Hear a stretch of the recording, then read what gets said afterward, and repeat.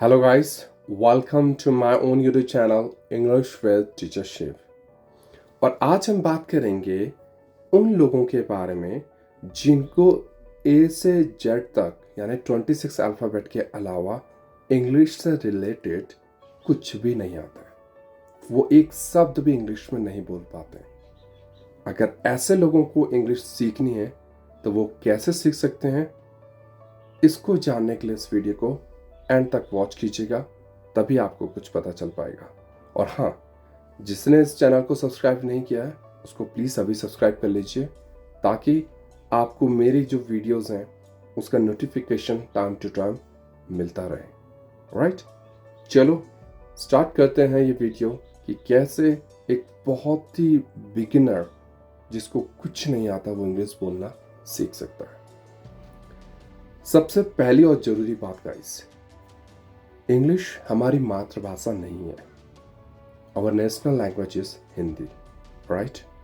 तो अगर हम इंग्लिश सीखते समय कहीं पे कोई गलती करते हैं या हम कहीं पे अटकते हैं या हकलाते हैं, तो इन सब बातों को लेके हमको शर्म नहीं आनी चाहिए। क्या नेटिव स्पीकर हमारी तरह हिंदी बोल सकते हैं? बिल्कुल नहीं। जब वो हमारी तरह हिंदी नहीं बोल सकते, उनको शर्म नहीं आती है, हम क्यों शर्माते हैं? तो ये शर्म नाम की जो चीज़ें पहले तो इसको खत्म कर दीजिए। राइट नाउ, सेकंड रूल, आप इंग्लिश सीख तो रहे हो, पर आपको पता है कि आप क्यों सीखना चाहते हो? जब तक आपके दिल दिमाग दोनों में एक वेरी पावरफुल रीजन नहीं होगा इस लैंग्वेज को सीखने के लिए, आप कभी नहीं सीख पाएंगे, यकीन मानिए। तो आप आज अपने आप से ये पूछिए कि आप इंग्लिश को क्यों सीखना चाहते हैं, क्या ज़रूरत पड़ी आपको इंग्लिश सीखने की, और अगर ज़रूरत है तो क्या वो इतनी ज़रूरी है कि आज आपने ठान लिया है चाहे कुछ भी हो जाए, मुझे कुछ भी करना पड़े, मैं इंग्लिश सीखूंगा तो सीखूंगा, चाहे वो मैं एक हफ्ते में सीखूं, एक महीने में सीखूं, चाहे मैं एक साल में सीखूं, पर सीखूंगा। क्योंकि जब तक आपके पास ये स्ट्रॉन्ग रीज़न नहीं होगा ना, आप अपनी लर्निंग के तरफ सीरियस नहीं हो पाओगे, आप डिस्ट्रैक्ट हो जाओगे। आज आप शुरू करोगे, कल आप नहीं करोगे, परसों का पता नहीं है। तो ऐसा ना हो, इसीलिए आप अपने लिए सबसे पहले एक very strong and powerful reason ढूंढिए कि मैं क्यों सीखना चाहता हूँ। राइट नाउ, तीसरा, इसके बाद आता है इवैल्यूएशन। अब देखिए अपने आप को कि मैं कितने पानी में हूं, क्या है मेरे इंग्लिश का लेवल, कितनी आती है मुझे, क्या मुझे सिर्फ ए से और जेड तक आता है, या मैं थोड़े बहुत छोटे छोटे वर्ड जैसे sorry, come here, go there इतना बोल लेता हूं। अगर मैं इतना बोल लेता हूं तो ठीक है, नहीं भी बोल पाता हूं तो आप अपने को इवैल्यूएट कीजिए। और इवैल्यूएशन के 3 तरीके होते हैं। पहला, जैसे मैं अपने वीडियो रिकॉर्ड कर रहा हूं, आप अपनी वीडियो रिकॉर्ड कीजिए इंग्लिश में और खुद सुनिए अपने आप को और देखिए कि आप कहाँ पे स्टैंड करते हैं और आप कहाँ जाना चाहते हैं और कितना गैप है और वो गैप कैसे कवर हुआ। दूसरा, इवैल्यूएशन बाय अदर्स। दूसरा, आपको कोई बोलेगा कि आप इंग्लिश बोल तो नहीं, पर आप लगता है मुझे यहाँ पे आपको इम्प्रूव करने की ज़रूरत है, तो आप उन चीज़ों को फीडबैक के तौर पे लो और उन पॉइंट्स पे काम करना शुरू करो। तीसरा तरीका है with the help of internet. आपने इंटरनेट की वेबसाइट में जाना है, इंग्लिश इवैल्यूएशन टेस्ट ये लिखना है और वहाँ पे कुछ सवाल आएंगे जो कि रिलेटेड होंगे आपके लिसनिंग से, आपकी रीडिंग से, आपकी राइटिंग से, स्पीकिंग से, और आपकी प्रोनाउंसिएशन भी वहाँ पे चेक होती है। और इन सब टेस्टों के बाद आपको लास्ट में आपका रिजल्ट मिलता है कि आप किस लेवल के स्पीकर हो। ठीक है, तो आप वहाँ से भी अपनी इवैल्यूएट कर सकते हैं। Evaluation done. ओके, चौथा स्टेप, आज आपने छोटे छोटे शब्दों से स्टार्ट करना है, क्योंकि आपको तो इंग्लिश बिल्कुल आती नहीं है ना। तो आपने क्या सीखना है? इज का मतलब होता है। दैट का मतलब होता है वह। दिस का मतलब होता है यह। इस तरीके से आपने ये छोटे छोटे वर्ड, बिकॉज क्योंकि, सॉरी माफ कर दीजिए, वाई क्यों, हाउ कैसे, व्हाट क्या, वेयर कहाँ। ये छोटे छोटे वर्ड, मुझे पता कई लोगों को हंसी भी आ रही होगी, वो सोच रहे होंगे कि क्या इससे हम इंग्लिश सीख जाएंगे।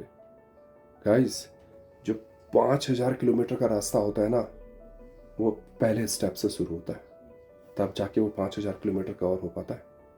ठीक है, आप यहाँ से छोटी छोटी चीज़ों से सीखना शुरू करोगे, तब जाके आप बड़े लेवल पे पहुंच पाओगे। ठीक है, आपने वैकेब्स नोट कर ली, आपने नोट्स बना लिए। इसके बाद आपने क्या करना है, चौथा स्टेप है स्टार्ट फ्रेमिंग बेसिक सेंटेंस। छोटे छोटे सेंटेंसेस बनाने शुरू कीजिए, बहुत ही छोटे। जैसे कि आई एम सॉरी, मुझे माफ कर दीजिए, या मैं माफी चाहता हूं। फिर कैसे, कम हियर, इधर आओ। आप बच्चों को बोल सकते हैं, जो घर में आपके बच्चे हैं उनसे छोटे छोटे सब सेंटेंसेस में इंग्लिश में बात कीजिए। गो देयर, उधर जाओ। स्टैंड अप, खड़े हो जाओ। सिट डाउन, बैठ जाओ।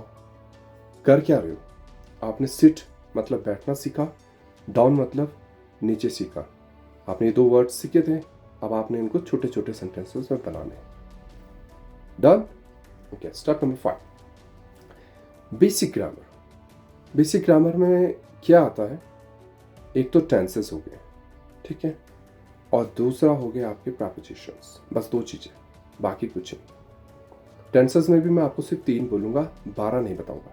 3 कौन से, पास्ट भूतकाल, प्रेजेंट वर्तमान, फ्यूचर भविष्यकाल। यानी जो बात आप बोलना चाह रहे हो इंग्लिश में, वो हो चुकी थी, हो रही है या होएगी। और जो भी टेंस है उसके हिसाब से आपने टेंस का इस्तेमाल करना है। जैसे पास्ट के लिए वॉज, प्रेजेंट के लिए इज, और फ्यूचर के लिए will. Right, he was there, वो वहां था, मतलब आप उसके बारे में बता रहे हो कि वो वहां था, अब नहीं है, था। ही इज हियर, यह यहां है, ये यहां है, मतलब प्रेजेंट के बारे में बात करो, अभी भी यही है। ही विल बी देयर, वो वहां होगा, अभी है गया नहीं, वो होगा, यानी फ्यूचर की बात हो रही है। सिंपल, इतना पता चल गया तो आप यहां से धीरे धीरे आगे अपना गेम को स्टेप अप कर सकते हो। Right, okay. इसके बाद होता है कि आपने इस इंग्लिश के साथ अपने आप को फैमिलियर करना है, यानी दोस्ती करने इससे। Just fall in love with English. कैसे होगा, जो आपके घर में किड्स हैं उनसे इंग्लिश में छोटे छोटे शब्दों में बात कीजिए, मतलब सेंटेंसेस में। उसके बाद आप कोई ऑनलाइन प्लेटफॉर्म ले सकते हो, जैसे कि एप्लीकेशंस आजकल आती है इंग्लिश की, कोई भी इंस्टॉल कर लीजिए, ज़्यादा चार्जेस नहीं है। वहाँ पे जब आप जाएंगे तो आपको एक एनवायरनमेंट मिलेगा इंग्लिश का, जहाँ पे सब लोग इंग्लिश आप ही की तरह सीखना चाहते हैं। वहाँ कोई बहुत फैंटास्टिक और प्रोफेशनल इंग्लिश स्पीकर नहीं है, ठीक है, सब आप ही की तरह है। आप जाओगे, शुरू में आपको थोड़ा प्रॉब्लम होगा, जो कि हर जगह होता ही है कुछ नया करने में, और धीरे धीरे आपको आदत पड़ जाएगी। जैसे जैसे आप उनसे बोलना शुरू करोगे, बातचीत शुरू करोगे, आपको हर चीज़ की आदत पड़ जाएगी।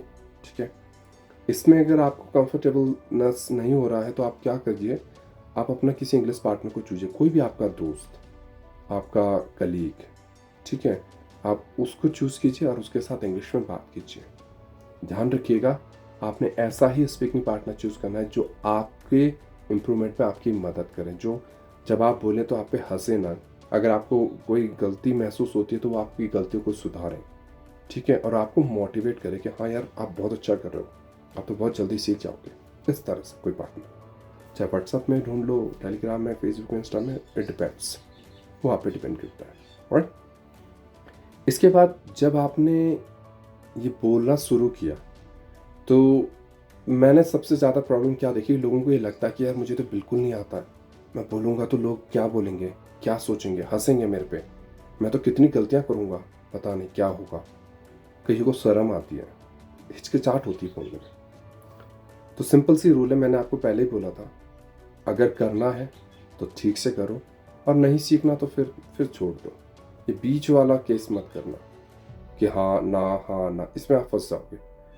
तो अगर आपने एक बार डिसाइड कर लिया है कि आपने सीखना ही सीखना है, तो ये जो छोटी मोटी प्रॉब्लम्स हैं, shyness, hesitation, fear of making mistake, you are being जज बाय पीपल, लोग क्या कहते हैं, उसकी चिंता तुम मत करो। तुम सिर्फ उसकी चिंता करो कि तुम कैसे सीखोगे, क्योंकि यहाँ पे तुम अपने लिए हो, लोगों के लिए नहीं हो। आज वो हंस रहे हैं, आज वो कई बातें बोल रहे हैं, ठीक है। कल जब तुम बहुत अच्छा बोलना शुरू कर दोगे ना, यही लोग आके तुमसे पूछेंगे कि यार, you are speaking so well, how did you learn this language, can you please teach me, ठीक है। और यही तुम्हारा सबसे अच्छा रिवेंज है उन लोगों को। आप लोगों को उनको कुछ नहीं बोलना है, यही सबसे अच्छा जवाब है उन लोगों के लिए, जब वो खुद आके आपकी तारीफ करेंगे, राइट। ओके, इसके बाद आपने एक चीज का बहुत जरूरी ध्यान देना है। जब आप इसको सीख रहे हो ना, over tense, over stressed, over think यह नहीं करना है। आपने इसको एंजॉय करना है। आप कभी भी देखो, अगर एक काम आपको कुछ करने के लिए बोलेगा, बाय फोर्स आपको वो कराया जाना, आपको उस काम को करने में मजा नहीं आता है। आपको ना बहुत बहुत ट्रबल महसूस होती है, एक बर्डन बन जाता है। इंग्लिश को बर्डन नहीं लेना है, just fall in love with English. इसके साथ दोस्ती करो, इसको अपनाओ, महसूस करो, और ज़्यादा से ज़्यादा कोशिश करो कि आप इसको एंजॉय करो। की पेशेंस, जब आप सीख रहे हो तो हड़बड़ी नहीं मचानी है, ठीक है। सब्र रखो।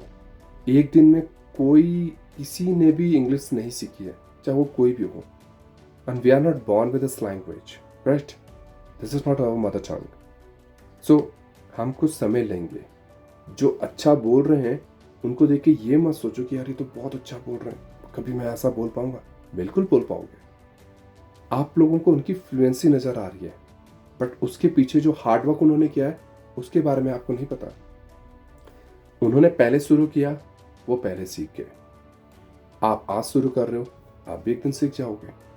बट आपको अपने को समय देना पड़ेगा प्रैक्टिस के लिए।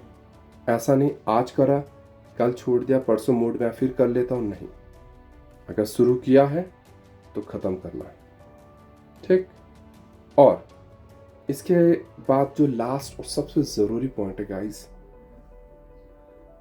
आप YouTube में देखो या किसी से बात कर लो, आपको हर हाथ में अलग अलग तरीके बताएगा कि ये कर लो, वो कर लो, ऐसा करो, ऐसा करो, इससे इंग्लिश आ जाएगी। इंग्लिश ऐसे से नहीं आएगी।